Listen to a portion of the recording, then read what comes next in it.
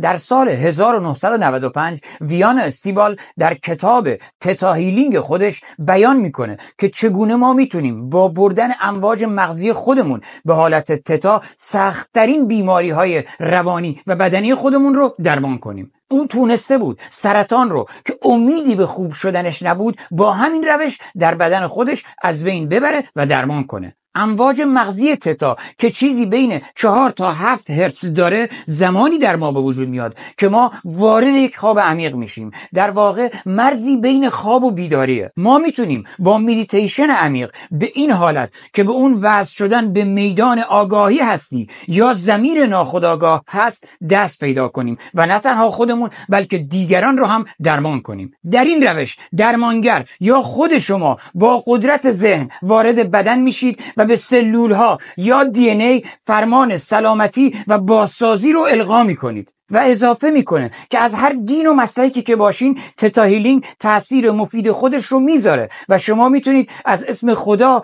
عیسی، یهوه یا هر اسمی که شما رو راحت‌تر به انرژی کائنات وصل میکنه استفاده کنید. و مهمتر از همه، همونطور که در کلیپ راز انرژی درمانی به اون پرداختیم، باید 3 پایه اصلی باور، تمرکز و تجسم به بالاترین حد خودش رسیده باشه. و بدونید که ما از دید نیروهای درونی توانایی انجام هر ناشدنی رو داریم و با هم این راه رو هموار میکنیم.